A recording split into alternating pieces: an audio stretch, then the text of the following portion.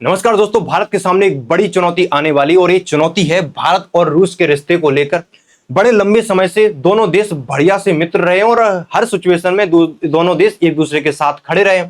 लेकिन अब एक ऐसा समय आ गया है जहां पर भारत को एक ऐसी सिचुएशन में डाल दिया गया है जहां पर अमेरिका को चुनते हो या रूस को चुनते हो और भारत दोनों को साथ लेकर चलना चाहता है।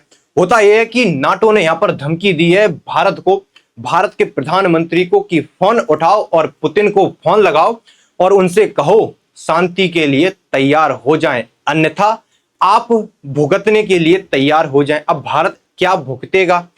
आने वाले समय में क्या क्या चुनौतियां होने वाली हैं? क्या जो वेस्ट के देश हैं वो भारत को रूस से तेल नहीं खरीदने देंगे? क्या क्या संभावना बन सकती हैं? नाटो ने यहां पर चेतावनी दे दी कि अगर आप भारत के प्रधानमंत्री हैं तो यहां पर भारत के लोगों को भी सतर्क होने की जरूरत है। और सतर्क इसलिए क्योंकि तेल की दिक्कतें आने वाली हैं और तेल गैस खरीदने पर यहां पर अमेरिका सैंक्शंस लगाने वाला है। जब यूक्रेन और रूस का युद्ध शुरू हुआ उस समय भी अमेरिका ने भारत को रोकने की कोशिश की थी कि तेल नहीं खरीदोगे। उस समय हालांकि हमने तेल खरीदा था क्योंकि हमारी जरूरतें थी, साफ कहा था कि हमारी जरूरत है और हम तेल खरीदेंगे और हम तेल खरीदते रहे और आज भी तेल खरीदते हैं। टॉप जो बायर है रसिया के, उनमें हमारा भी नाम है।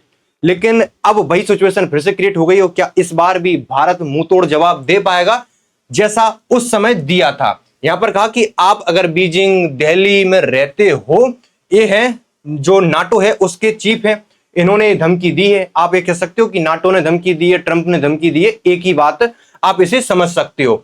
और कुछ दिन पहले ही अगर आप इस पूरी सिचुएशन को देखोगे, सारा कुछ जो रूस और यूक्रेन का युद्ध है, ट्रंप की सनक यहां पर और ट्रंप का ईगो अब बीच में आ रहा है कि ये युद्ध तो रुकवाना ही है।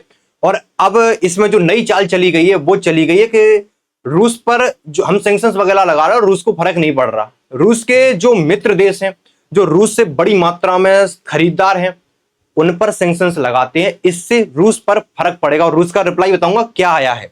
इन्होंने जेलेंस्की से कहा कि क्या तुम मॉस्को पर हमला कर सकते हो, मॉस्को को अटैक कर सकते हो? तो जेलेंस्की कहते हैं हाँ कर देंगे, बस आप हमें हथियार दे दो, लॉन्ग रेंज वाली मिसाइल दे दो, मॉस्को पर अटैक कर देंगे। लेकिन उसके एक दिन बाद ही ट्रंप आते हैं और बोलते हैं जेलेंस्की से कि मॉस्को पर हमला नहीं करोगे।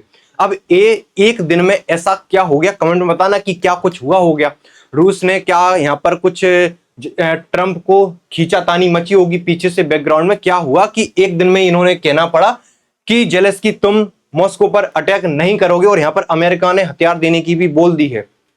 जो यूक्रेन है उसको अमेरिका की तरफ से पैट्रियट मिसाइल सिस्टम भी जा रहा है, मिसाइलें भी जा रही हैं और बहुत सारे हथियार भी जा रहे हैं। और जो नाटो है, नाटो हथियार खरीदेगा और वो हथियार कहां पर जाएंगे? यूक्रेन में जाएंगे। वो रूस भी इस चीज पर पूरे पर नजर बनाए हुए है। अब नाटो सेक्रेटरी ने क्या कहा यहां पर धमकी दी है ब्राजील, चाइना और इंडिया को। अब ब्राजील, चाइना, इंडिया को ही क्यों धमकी दी है? एक तरीके से आप कह सकते हो कि ब्रिक्स देशों को धमकी दी है। ब्रिक्स में 5 देश हैं जो मेन है, लेकिन इसमें आप देखोगे साउथ अफ्रीका को छोड़ दिया है। साउथ अफ्रीका को क्यों छोड़ा?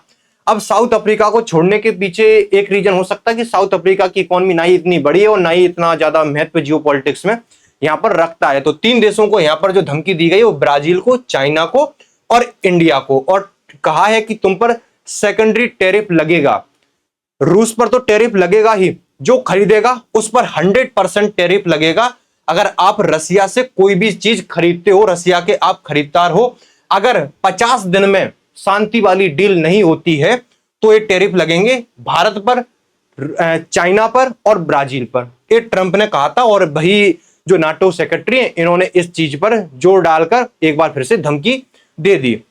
नाटो चीफ यहां पर कहते हैं कि तीनों देशों से मेरा विशेष आग्रह है कि इसका आप पर बहुत बुरी तरह प्रभावित कर सकता है जो सेकेंडरी टैरिफ लगेंगे। इन्होंने कहा कि फोन उठाओ, तीनों देश फोन उठाओ, पुतिन को फोन लगाओ और पुतिन से कहो कि तैयार हो जाए शांति के लिए। कैसे भी करके ट्रंप पुतिन को यहां पर मनाना है अब इन 3 देशों को। अब ट्रंप पुतिन यहां पर कैसे मान जाएंगे?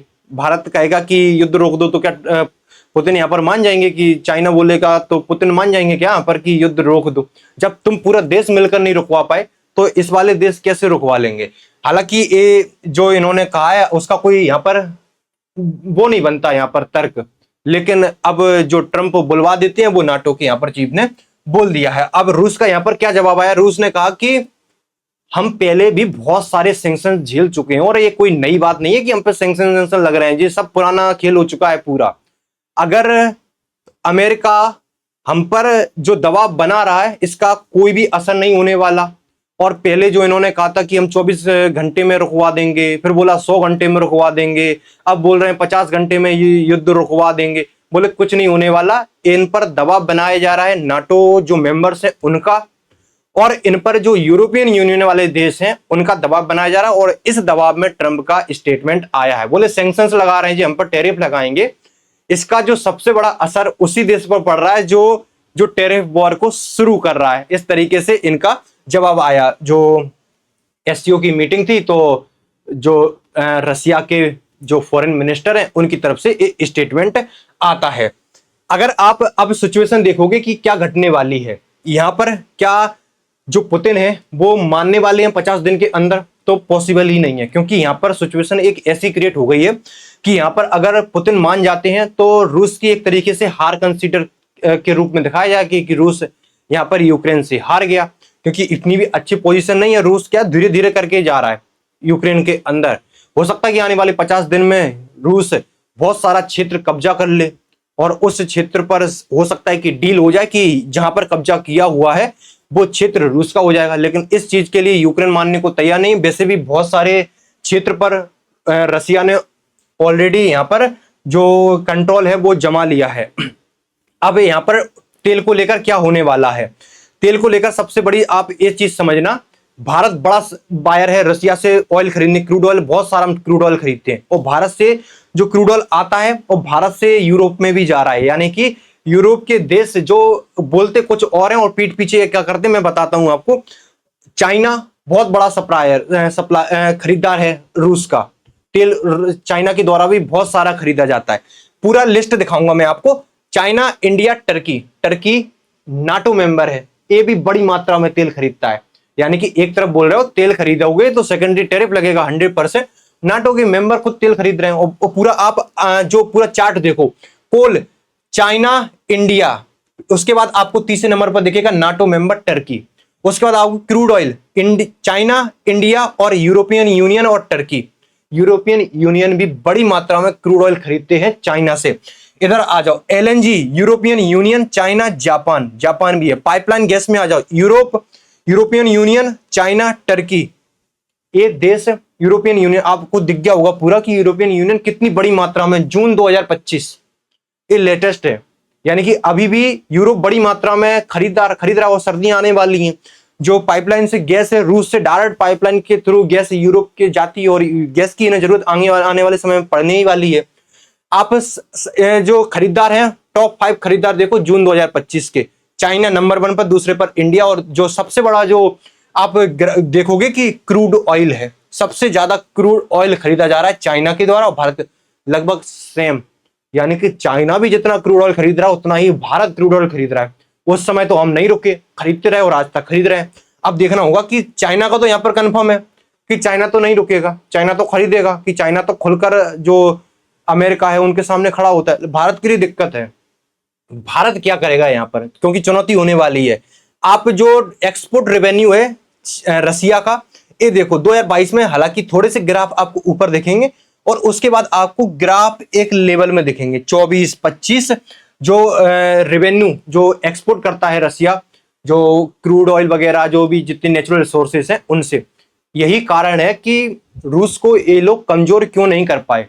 रूस के पास नेचुरल रिसोर्सेस भरपूर मात्रा में भरे पड़े हैं और जिस देश के पास नेचुरल रिसोर्सेस हैं आपकी उस देश की इकोनॉमी को आप डिस्ट्रॉय कर ही नहीं सकते। और यही कारण है कि रेवेन्यू में इतना फर्क आया नहीं। यूरोप जो बोलता कुछ और है और पीठ पीछे ये खुद खरीदार बनकर बैठे हुए हैं, चाहे वो पाइपलाइन से गैस पहुंच रही हो, एलएनजी पहुंच रही हो, हर चीज खरीद रहे हैं। लेकिन रूस को कोई नुकसान हुआ, थोड़ा बहुत इकोनॉमी में जो नुकसान हुआ है वो हुआ है इतना खासा, जो आप कहते हो कि सैंक्शन से बहुत बड़ा नुकसान हो जाएगा। यही चीज ईरान के साथ भी है, ईरान के पास भी तेल है और यही कारण है कि आप इन देशों को एक तरीके से दरकरार कर ही नहीं सकते। ये हमेशा हाईलाइट रहेंगे ही रहेंगे। आपको इनके साथ खरीदार करना ही पड़ेगा जब तक आपको ऑयल की जरूरत पड़ती है। अब भारत के सामने सिचुएशन खराब होने वाली है आने वाले समय में, आने वाले 50 दिन बहुत क्रिटिकल होने वाले हैं, क्योंकि अमेरिका के साथ ट्रेड डील होने वाली है और इस ट्रेड डील में क्या कुछ होता है देखना होगा कि अमेरिका क्या सैंक्शन वगैरह लगाता है। और जब ऐसी सिचुएशन सामने आ जाए और ट्रेड डील होने ही वाली हो, यहाँ पर अगर आप नॉर्थ कोरिया को देखोगे खुलकर कहा है कि रूस के साथ खड़े हैं, किसी भी सिचुएशन में रूस का समर्थन करेंगे। चाइना का भी यही स्टैंड है, लेकिन भारत के साथ यहाँ पर प्रॉब्लम है, क्योंकि अब इनसे भी अमेरिका से भी अच्छे रिश्ते हैं और यहाँ पर रूस के साथ भी अच्छे रिश्ते हैं। अब एक को तुम चुन नहीं सकते हो और दोनों को साथ लेने में बहुत सारी दिक्कतें आ रही हैं। यही दिक्कतें आ रही हैं जो लगातार समय से आप देखते चले आ रहे हो कि रूस के साथ तेल खरीदने पर दबाव बनाया जाता है, रूस से हथियार खरीदो तो उस पर दबाव बनाया जाता है, और ये दबाव बड़े लंबे समय से हम झेलते आ रहे हैं। और देखना होगा कि अब किस तरीके से इसे हैंडल करते हैं। क्या समय आ गया है कि हमें, अमेरिका पर तो आप वैसे ही भरोसा नहीं कर सकते, तो जो भरोसेमंद देश है रूस, क्या हमें उसके साथ जाना चाहिए? हालांकि ये तो एक बड़े मुद्दे हैं, इन पर जो देश की विदेश नीति है जो सालों से चली आ रही है उसमें एकदम से परिवर्तन नहीं होगा।